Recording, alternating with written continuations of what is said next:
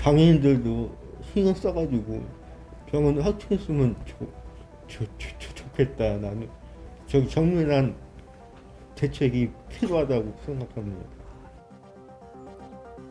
분명 존재하지만 소외된 삶, 코로나 시국, 그 고통 더 극심합니다.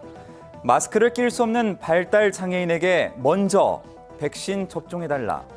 코로나 확진된 뒤 방치된 중증 장애인을 살려달라는 절절한 호소는 여전히 현재 진행형입니다.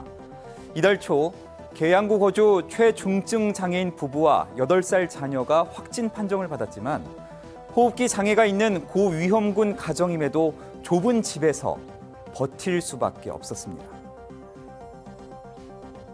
자기네들은 거기까지 하는 건 아니다. 또 다른 분을 또 알려주는 거예요. 전화를 한 6군데 한 것 같아요, 이게. 장애인 확진자 정부 안내서는 누구 보라고 만든 건지, 질병청은 복지부 소관이라 하고 보건소는 연결 안 되고 구청에선 장애인 활동 지원팀에 연락하라는 핑퐁 게임 끝 병원에 입원하게 됐습니다. 그런데 황망하게도 운이 좋은 편이기도 합니다. 이제나 저제나 입원만 기다리는 이들이 있고 병상이 없어 요양병원에 이송된 뒤 인력 부족으로 기저귀 찬 채 닷새간 천장만 바라봤다는 사지마비 장애인의 사연은 듣는 것만으로도 고통스럽습니다.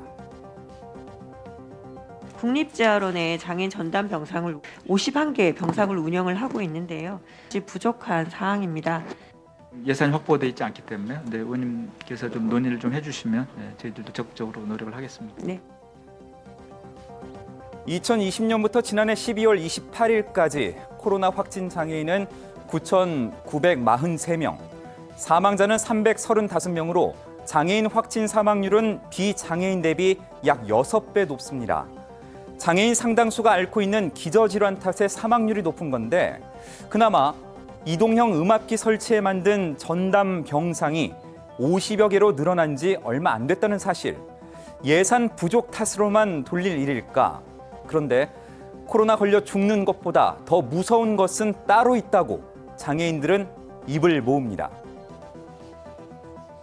코로나 확진보다 더 무서운 말이 자가격리라고 합니다. 사형 선고와 같습니다. 홀로 사는 장애인들에게 타인과 접촉하지 말라는 통보는 굶어 죽어도 어쩔 수 없다는 말과 같습니다. 여럿이 함께 살면 문제 없을까? 활동 지원사 확진으로 동시 격리에 들어갔던 장애인들은 배고픔 끝에 보급품 상자를 어렵게 열었지만 생쌀을 그림처럼 바라봐야만 했다죠. 조리할 수 없는 탓이었습니다. 밥은커녕 물 한 모금 못 먹고 언제 어떻게 죽을지 모른다는 공포. 자가격리를 넘어 재택치료 시대를 맞아 더욱 커지고 있습니다. 코로나도 안 코로나도 똑같아. 우린 늘 그랬으니까. 문재인 대통령은 말했습니다. 장애인 돌봄 인력은 거리두기 인원 제한에서 예외라는 사실 적극 알려 불편이 없도록 하라. 그런데 불편하다고 죽지 않습니다. 하지만 내 집에 고립됐다는 이유가 존엄 상실이자 죽음의 빌미가 되는 이들이 있습니다. 코로나 사각지대 줄이기 위한 노력에 부디 장애인 애끄는 목숨값, 그 값을 안 치르기 위한 노력을 촉구합니다. 앵커 포커스였습니다.